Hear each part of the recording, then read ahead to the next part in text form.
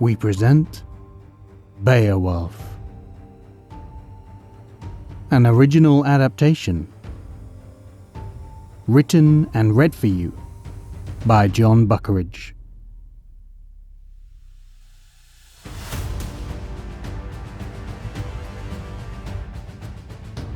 Part 13. Lord of Men. Beowulf's eyes tracked the waves as they swelled and broke beside his ship. The air was rich with the taste of salt, and gulls called as they soared alongside them. As his gaze swept further, he saw the coast of Geatland coming into view, and he sighed in satisfaction. After the slaying of Grendel's mother, the Geat warriors had stayed in the Daylands for a few more weeks. Partly this was to enjoy the celebrations, partly it was to ensure no other monsters from the deeps would rise up in search of vengeance, and partly it was just so that Beowulf could catch up on much-needed rest.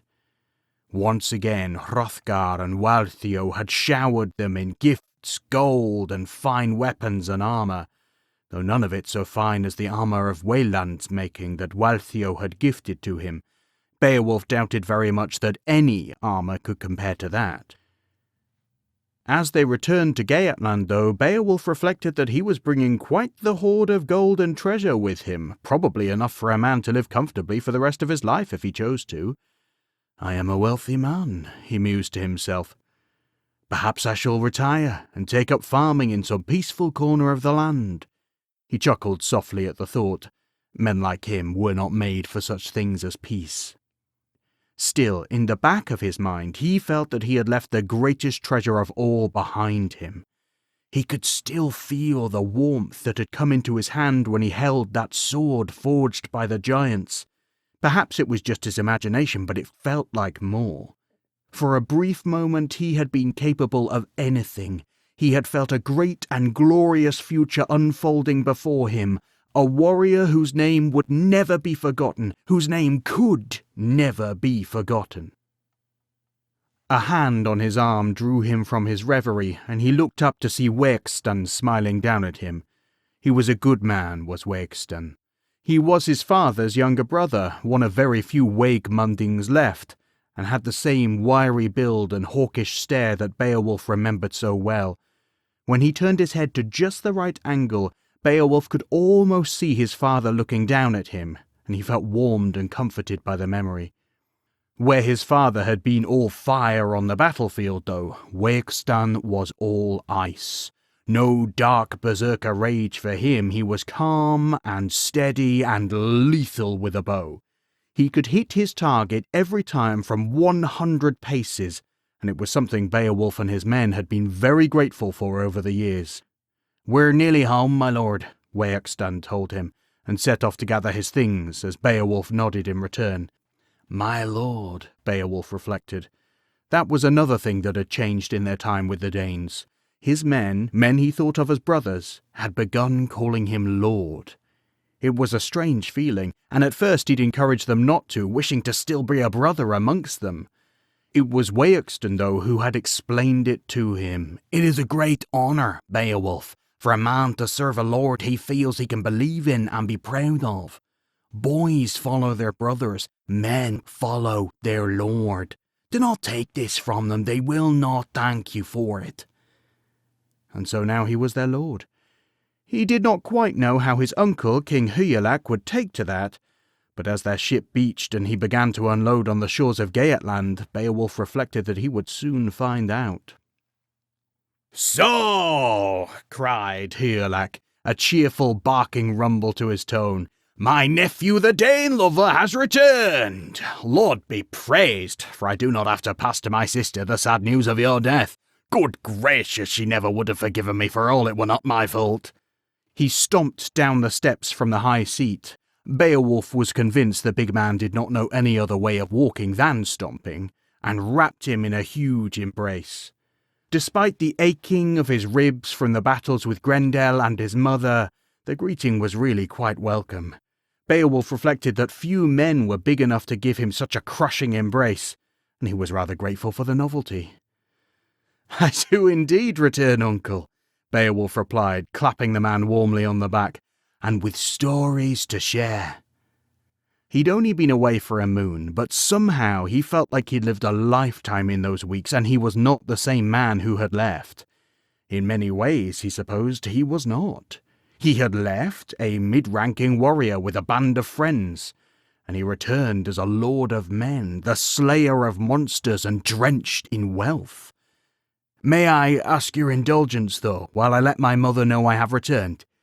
I have learned something of the passion of mothers for their sons of late, and I know she will have worried for me." "Oh, you big," Hyrelac began with a mocking tone, but he was swiftly swatted on the arm by his wife, who swept in. "Of course you must," Queen Hyrd declared. "You big brutish man," and here she looked at her husband, "grow tall and strong and quite forget the woman who birthed you and nursed you at her breast and taught you your first words and steps. I tell you, each one of us shall always view you as the wee babe you were when we could still hold you in one hand, no matter how huge and hulking and hairy you become." Again she pointedly looked at her husband, who shrank back from the diminutive woman's glare. She turned back to Beowulf. "Go and see your mother, Oh, never mind. I believe she has sought you out herself." Beowulf followed her gaze, now looking past him to the back of the hall, to see his mother pacing nervously in. "So," she said, a slight tremor to her voice, "you have come home to us at last." Relief rushed into her eyes as she saw him safely returned, and Beowulf tried to imagine what she might have been through for the last month, knowing what he had gone to face. He thought of Waltheow, who had given the greatest treasures in her realm to ensure the protection of her sons. He thought of Grendel's mother, who had waged war to avenge the death of her son. He thought of the words of Queen Hyrd just moments before, and he saw how right she was. Truly, he thought, a mother never ceases being a mother just because her son is grown. He rushed towards his mother and wrapped her in a huge embrace. "Oh!" she yelped as he lifted her off the ground. "You big silly man, put an old woman down." She laughed richly, though the thickness in her voice told him that the laugh was warring with tears as well. He lowered her down gently. "You're not an old woman," he told her, and she beamed at him. "Well, I'm no spring chicken either," she replied. "Now come here." And she pulled his head down towards her so she could kiss his forehead. Aware that he was in the great hall and in the company of warriors he knew and respected, Beowulf blushed. His mother saw it and chuckled warmly. "Oh, pay no mind to them," she said, gesturing expansively at the room. "I know all their mothers well, and I can tell you each one of them is still fussed over by them. Axel over there," she motioned at Beowulf's comrade, who froze like a startled deer, "is still sung a lullaby by his mother whenever he deigns to visit her." The crowd around Axel jeered good-naturedly as the man turned crimson, but Beowulf's mother was not yet done. "Oh, you find it funny, do you, Ulf? Well, shall we share with the rest of the room the pet name your mother still calls you?" Ulf looked as though he was seriously debating fleeing the hall entirely, but she spared him that final revelation. It seemed the threat was more than enough. "Birgitte," the rumbling voice of King Hyrelac called out kindly, "don't bully the men." "Oh, shall I not?" asked Birgitte, rounding on her brother, an impish gleam in her eye. "Shall I turn to you instead? I remember quite a lot from our childhood where our mother—" "I do not think anyone needs to hear about that," the king declared, turning slightly pink. "Were we not all gathered here to hear more from your conquering hero of a son? Beowulf, tell us all of your adventures. Please, I beg you." The ripples of laughter in the room died down, but all through the hall there was an air of good humour and kinship that had not been there before. Another gift from a mother, reminding them of what united them instead of what divided them. In that happy arena, all eyes fell on Beowulf, who, with interjections from his fellow warriors, told their story. The whole room marvelled at the tale, mourning at the loss of Gunnar, spellbound by the recounting of the battles, cheering in celebration of victory. And so we return to you, my lord king, as men who have seen and experienced much." "Indeed you have, nephew," the king marvelled, still playing the story round in his mind. "This is truly a tale worthy of a skald, and we shall certainly commission one to retell it. Beowulf Trollsbane, we should call it, something like that." "It was not a troll, though, husband," interjected Hurld. "It should be Beowulf Jötunsbane." "You are right, of course," the king agreed, "though I will say Trollsbane has more of a ring to it." He looked to Beowulf.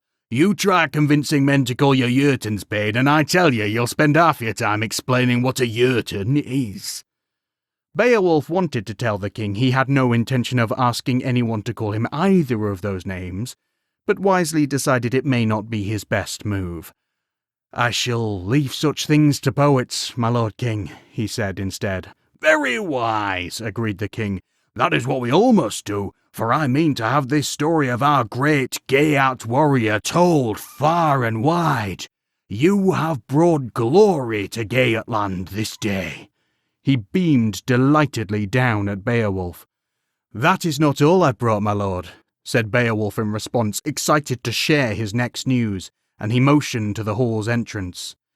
In came Wegstan, leading 4 of the 8 horses King Hrothgar had given them, their saddles piled high with wealth and treasure from the hoard Beowulf had been gifted.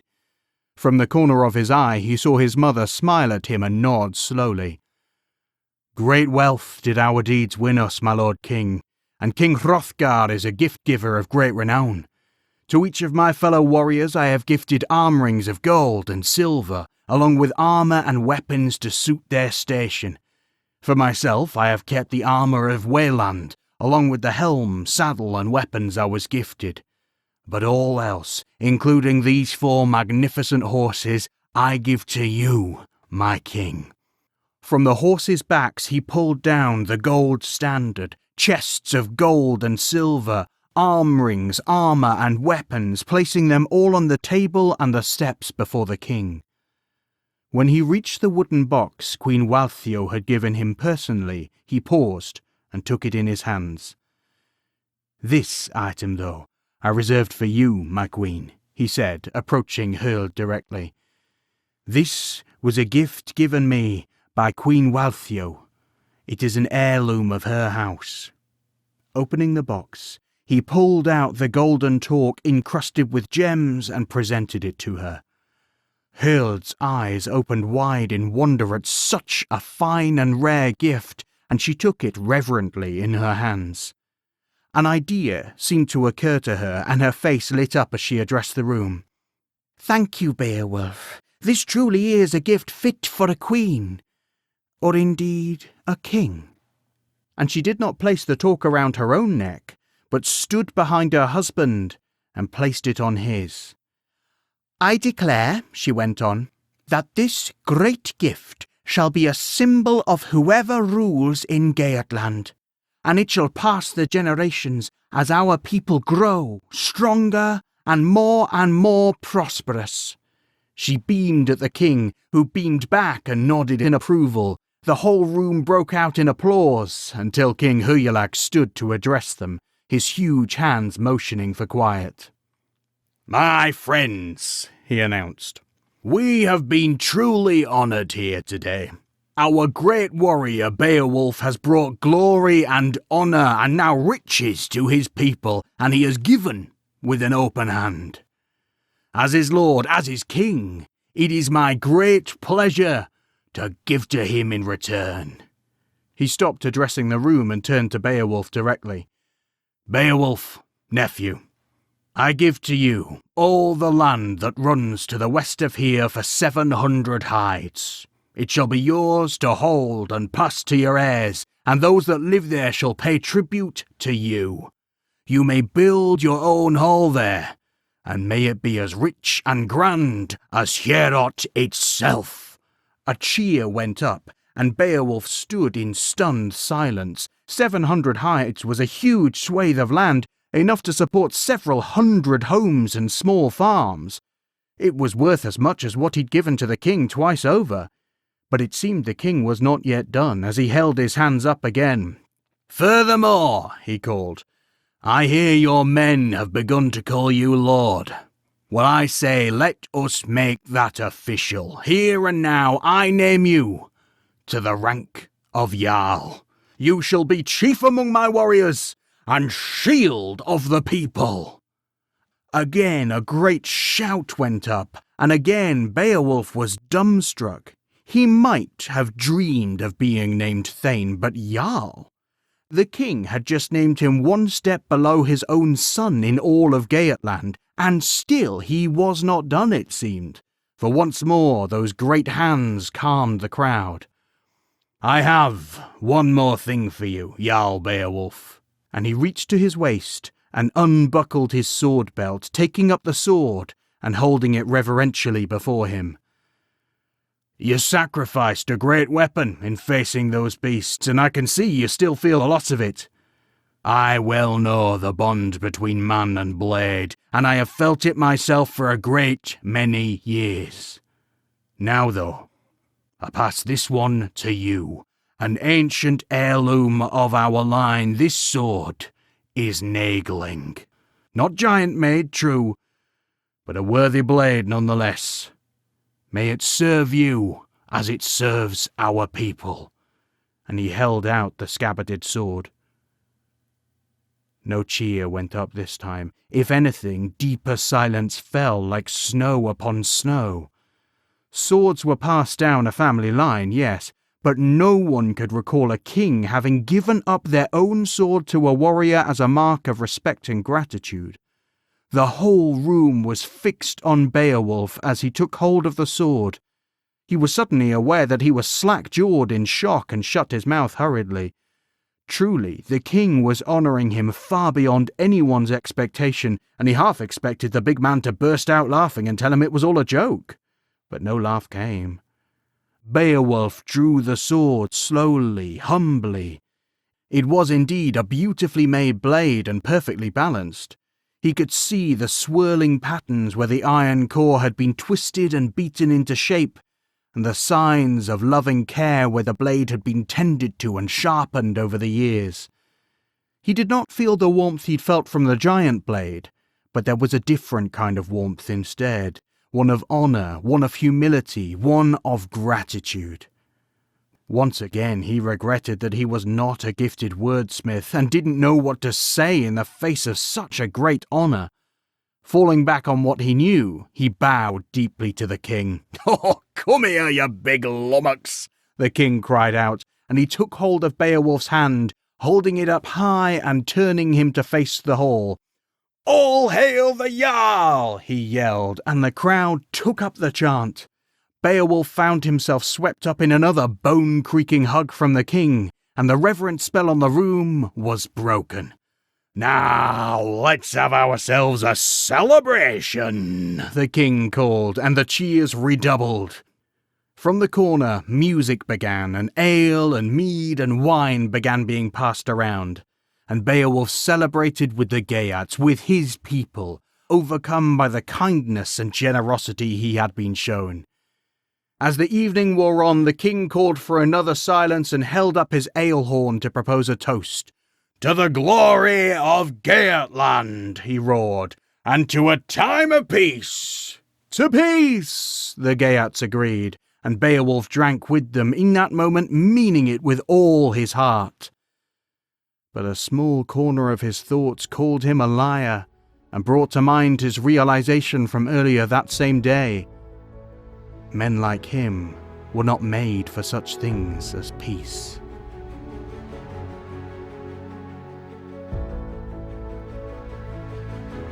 Thanks for listening. Beowulf was a Settle Stories commission, written and read for you by Jon Buckeridge. Story editor was Miriam Sarin. Intro music was Warrior by Hartzman. Outro music was Travel in the Ocean by Monument Music. It was a Parable Arts production.